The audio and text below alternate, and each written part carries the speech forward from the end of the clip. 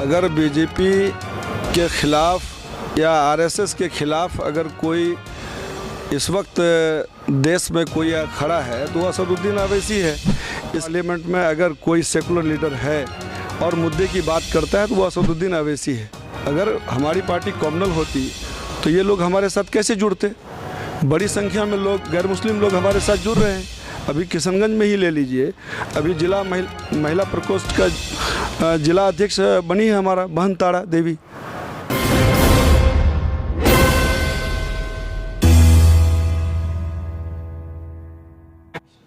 नमस्कार, मैं हूं भूषण। आप देख रहे हैं thenews9x.com। thenews9x.com में आपका स्वागत है। आज बात होगी लोकसभा चुनाव से संबंधित। आज बात होगी सियासतदानों की। लोकसभा चुनाव ज्यों-ज्यों नज़दीक आ रही है त्यों-त्यों सियासतदानों की भूमिका काफ़ी तेज होती जा रही है।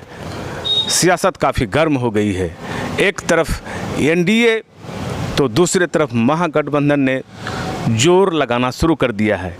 इसी बीच एआईएमआईएम के नेता असदुद्दीन ओवैसी की भी नज़र बिहार पर है। असदुद्दीन ओवैसी बिहार पर कितने सीटों पर अपने उम्मीदवार खड़ा करने जा रहे हैं, इस विषय पर हम बात करेंगे। आज हमारे साथ जुड़े हुए हैं एआईएमआईएम के नेता गुलाम सरवर साहब। गुलाम सरवर साहब पूर्णिया जिले के 22 विधानसभा से विधानसभा का चुनाव लड़ चुके हैं। हम इनसे बात करेंगे कि एआईएमआईएम इस बार के लोकसभा चुनाव में क्या करने जा रही है, किस तरह की रणनीति अपनाने जा रही है। जी गुलाम सरवर साहब, आपका स्वागत है हमारे चैनल में। बहुत बहुत शुक्रिया। कितने सीटों पर लड़ने जा रही है आपकी पार्टी? देखिए, हम तो पार्टी का एक छोटा सा कार्यकर्ता हैं और पार्टी फैसला लेगी कि कितने सीटों पे लड़ना है। लेकिन जहाँ तक मेरे जानकारी में है कि किशनगंज पार्लियामेंट से केवल एक सीट पर, बिहार के केवल किशनगंज पार्लियामेंट से भाई अख्तरुल ईमान को कैंडिडेट बनाया जा रहा है और पार्टी का इस मुतालिक फैसला भी आया है और हम लोग उस पर काम भी कर रहे हैं। अच्छा, किस तरह की तैयारी कर रहे हैं? अख्तरुल ईमान सीमांचल का चहेता लीडर है, ये आप भी जानते हैं, और किशनगंज का जन जन कन कन अख्तरुल ईमान के लिए बिल्कुल तैयार बैठा है और हम लोग ज़मीनी स्तर पे काम कर रहे हैं। यकीनन उसकी जीत होगी और हम लोग असदुद्दीन अवैसी को एक मजबूत सिपाही देंगे किशनगंज से। आपकी पार्टी के आला कमान असदुद्दीन ओवैसी इस चुनाव में लोकसभा में यानी किशनगंज लोकसभा में किस तरह की रणनीति तैयार करेंगे? किशनगंज लोकसभा, ये आप देख रहे हैं कि यहाँ पे पहले से कांग्रेस का सांसद हुआ करते थे और 2 टर्म उनका हुआ, और इसके पहले भी हमेशा कहीं ना कहीं देश पे जिनकी भी सरकार रही है उन्हीं लोगों का कैंडिडेट यहाँ से जीत के जाता रहा है। लेकिन आज किशनगंज हिंदुस्तान का सबसे पिछड़ा इलाका है, चाहे वो शिक्षा, स्वास्थ्य या हर क्षेत्र में कहिए, माली हर क्षेत्र में वो पीछे जा चुका है। और इस क्षेत्र को मुख्य धारा से जोड़ने के लिए असदुद्दीन अवैसी सीमांचल में इस पार्टी को लाके खड़ा किया है और हम लोग के पिछले विधानसभा चुनाव में उनका कैंडिडेट हुए थे। 6 सीट से हमारी पार्टी यहाँ पे लड़ी थी। ठीक है, जीत नहीं मिली लेकिन लोगों का समर्थन मिला था हम लोगों को, और हम लोग तब से क्षेत्र के जनता के साथ हैं, क्षेत्र के समस्या के साथ हैं और हम लोग उसके लिए, पार्टी के लिए भी काम कर रहे हैं, लोगों के लिए बीच काम कर रहे हैं। तो निश्चित रूप से मुझे पूरा भरोसा है कि हम लोग अख्तरुल ईमान को यहाँ से जिता के पार्लियामेंट में भेजेंगे और किशनगंज का जो हकमारी हुआ है उसको हम लोग हासिल करेंगे। पहले भी कहा आपको कि आपका ये जो सीमांचल है, ये 4 ज़िला पूरे हिंदुस्तान के तमाम ज़िलों से ये पिछड़ा हुआ ज़िला है हर क्षेत्र में। और उसमें जो ये किशनगंज का जो पार्लियामेंट क्षेत्र है, ये तो कहिए कि एकदम लास्ट पावदान पे है, उसके नीचे कहीं कुछ नहीं होता है। तो निश्चित रूप से जो सबसे पीछे है, तो कोई भी नेता जिसको देश का, जिसको कहीं ना कहीं किसी का भलाई करना है, तो वो सबसे जो गया गुजरा हुआ लोग होगा, सबसे पीछे जो लोग होगा, लोग उन्हीं का चिंता करेगा। तो असदुद्दीन अवैसी अगर किशनगंज की जनता का चिंता कर रहा है तो ये बहुत आश्चर्य की बात नहीं है, इसमें तो खुश होना चाहिए आपको भी, सभी को। सियासतदानों में एमजे अकबर भी वहाँ से सांसद रहे हैं, और क्या उन्होंने उस समय कुछ नहीं किया? आप ट्रिपल तलाक के मुद्दे की बात कर रहे हैं क्या? बिल्कुल बिल्कुल, मैं वहीं पर आपको लेके जा रहा हूँ। आप तो पूरा हिंदुस्तान देखा कि जब संविधान का धज्जी उड़ाया गया, जो शरीयत का मामला है, जो खुद कहीं ना कहीं संविधान को इसमें दखल की गुंजाइश नहीं है, लेकिन इसके बावजूद भी जब 3 तलाक का बिल लाया गया, तो जो एमजे अकबर कल उसी किशनगंज पार्लियामेंट से एमपी हुआ करते थे और मुस्लिम बहुल मत उन्हें प्राप्त किया था, लेकिन जब 3 तलाक का मामला आया तो वो चुप बैठ गए। हमारे जो राष्ट्रीय अध्यक्ष है उसने तो कहा भी कि आज एमजे अकबर कहाँ है।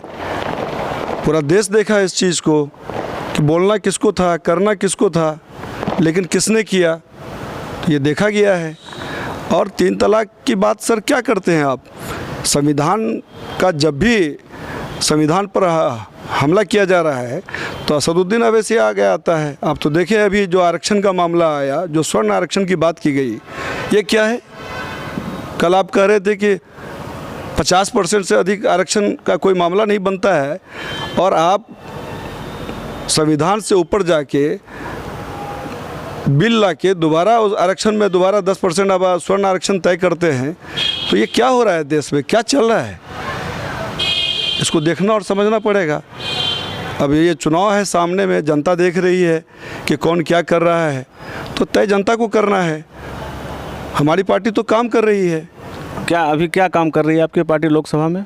हमारी पार्टी दबे कुचले शोषित वर्ग का आवाज़ बन के उभरी है, उसके लिए काम कर रही है। हर क्षेत्र में काम कर रही है। हमारी पार्टी का काम किसी को देखना है तो वो चला जाए तेलंगाना में, हैदराबाद में, वो देखें कि क्या कर रही है। कौन ऐसा क्षेत्र है जिस क्षेत्र में वो काम नहीं कर रही है? शिक्षा का क्षेत्र देखिए, आज पूरे हिंदुस्तान में कहीं उसका मिसाल नहीं है। अब स्वास्थ्य का क्षेत्र देख लीजिए, आज उसका कहीं मिसाल नहीं है पूरे देश में। ये काम कर रही है हमारी पार्टी। किशनगंज में क्या किया जा रहा है? किशनगंज की जनता अगर भरोसा करेगी पार्टी पे, और पार्टी का एक कैंडिडेट जीत के जाता है पार्लियामेंट में, तो फिर किशनगंज की जनता देखेगी कि पार्टी क्या काम कर रहा है। मेरे पास वो कैंडिडेट है जो असदुद्दीन अवैसी को मजबूत करेगा। अल्लाह ने उसके अंदर वो हुनर दिया है। और रही बात पार्टी क्या करता है, जब जीतेगा, हमारा कैंडिडेट जीतेगा, तो हमारी पार्टी किशनगंज में बहुत सारा काम करने का प्लान किए हुए है। और आप पहले मौका तो दीजिए, फिर हम काम करके बताएंगे। आपकी पार्टी को लोग बीजेपी का बी टीम भी समझती है, ऐसा क्या है? जी सर, यही तो अफसोस है।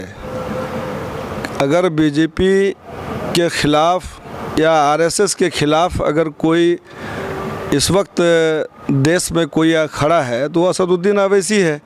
इसके बावजूद भी हमारे ऊपर ये इल्ज़ाम है, जबकि हम एक मिसाल देके आपको बताना चाहेंगे कि अगर हमारी पार्टी बीजेपी की बी टीम होती तो हमारी पार्टी जहाँ खड़ा है, जहाँ पार्टी हमारा पहले से है, तो वहाँ बीजेपी को फ़ायदा हुआ होता।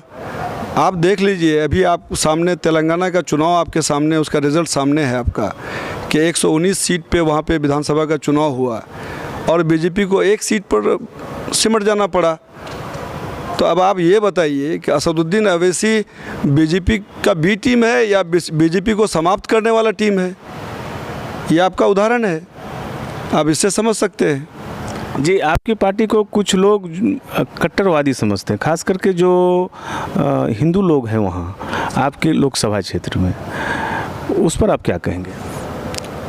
ये इल्ज़ाम तो है, लेकिन मैं आपको ये बता देना चाहूँ कि ये हमारे भाइयों को जिनको भी ये लगता है ऐसा, तो उनको थोड़ा सा कहीं ना कहीं जो तेलंगाना का चीफ मिनिस्टर का इस वक्त जो बयान आया कि इस वक्त उसने अपने चुनाव के बाद जो उनका रिज़ल्ट आया उसके बाद उसने एक प्रेस कॉन्फ्रेंस में उसने एक बयान दिया कि हिंदुस्तान के पार्लियामेंट में अगर कोई सेकुलर लीडर है और मुद्दे की बात करता है तो वो असदुद्दीन अवैसी है। अब आप बताइए, जिस चीफ मिनिस्टर के नीचे 28 विधायक का समर्थन हो, उनका जीता हुआ 28 विधायक हो, और वो कह रहा है कि असदुद्दीन अवैसी सेकुलर है, तो हमारा जो भाई कहते हैं कि ये कॉम्युनल है, तो उनको उनसे सीख लेनी चाहिए।